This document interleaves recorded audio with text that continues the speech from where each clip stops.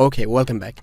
So in this class we'll be just cover some few properties, some properties on background or color. Okay, so how we can do it, let's get started. So we have, let me just zoom it out a little bit so we just can see the codes clearly. If you just get rid of everything from style.css and index.html as only h1, and let me just add some p tag and add some text. This is some text, for example. Okay, now how can we work with colors? So if I just select h1 and then if I just use color property, and then I can add different values for color. For example, I can add red color, or the name of the color, for example sky blue or blue or purple or red, any color name, for example, right? Let me just add sky blue and put semicolon and then refresh. There it is, right? You can see we just changed the color. And if I just go back again and write p tag and change the color of paragraph to any color, there it is, right? Or we can just change it to blue. That looks better now. And we can also change the colors with their values. For example, we can just use hex value and then RGB or RGBA, red, green, blue. So if you just use RGB, which stands for red, green and blue, so write the value of red. For example, we had 255. What it does is give us some kind of white color. So if we just make it 000 and 000, so that gives us some black color, right? So that's how we can work with RGB. And if I just make it background to blue, so we can see the white color effect, there it is, right? So this is RGB color. You can just put any RGB value right here. For example, if I just put this random RGB value, and we just kind of did not get any color name. So to do this, you just need to go ahead and copy somewhere some RGB values. Okay, so let me just make it kind of green. If I just make it 0 and then 0 and 2 around 50 and save it, and then go back to browser, refresh, you can see we just have green color right here. Okay, and then we can just use some hex color to, if you want to insert hex color, you need to put hash sign here and then add color. For example, add any code, or 3-digit or 4-digit code, or it could be 28AB3, which is around blue color, just like that, right? And you can just change it to any dark color. You can even add everywhere the hash code colors or hex colors, just like that, right? So that's how we can work with the colors. We can just insert the name of the color, the RGB value or the hex value, right? Okay, what next we can just insert is the backgrounds. We just learned about the very basic of background. We can just add, for example, if I just select body and then I can write, just get rid of each and everything and make it very simple.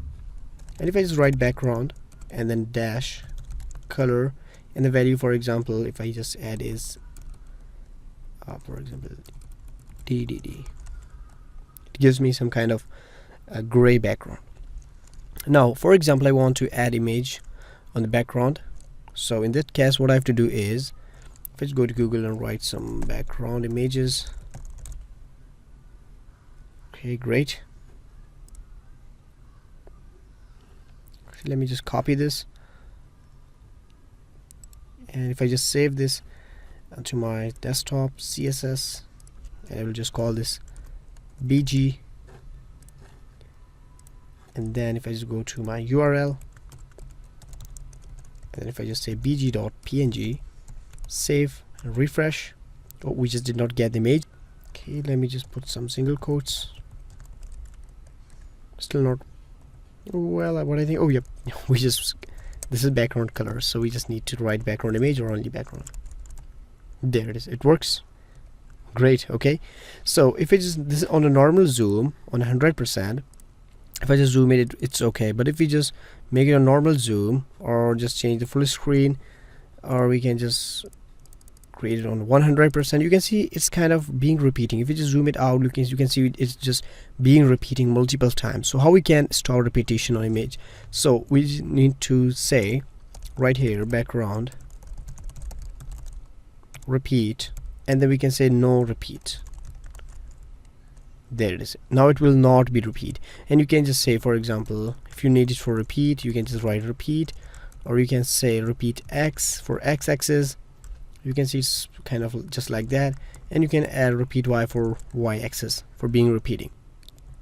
Okay, you can even add, for example, background position property.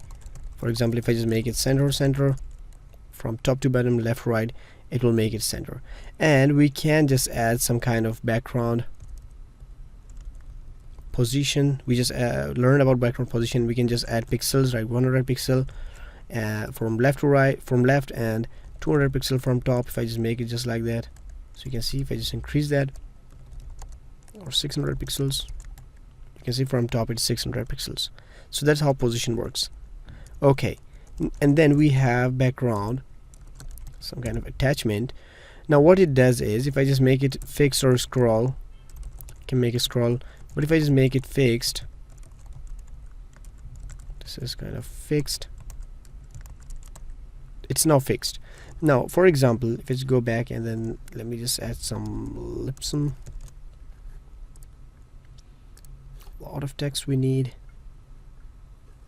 Copy this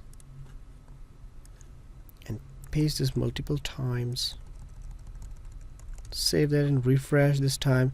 And now if I just scroll down, you can see the image, because we just added in our style sheet, the attachment would be fixed, so it's fixed now. If we just add scroll, so you can see the image would be changed with the scroll. So this is the benefit of fixed when we add fixed, so that would be okay and great. Okay, and if you just say, for example, background position to center, so it looks better now. And if you just say no repeat, there it is. So you can see the image size is a little bit small, so we can just say, for example, background images, and we can just go ahead and images, and then there are a lot of great images. For example, you can just copy an HD image and then put it, this is I think okay, and let me just copy the URL and paste it right here. There it is. I don't know if it's better or not, but this is okay now, right? And let me just change the color style so you can see each and everything clearly, which is white. So we put hash for white, which is F right here as well. There it is. So it looks better right now. Okay, so that's how our color and background properties work. And in our next video we will be talk about CSS fonts, right? Text and fonts. So how we can use text and font properties. So I'll see you in my next video.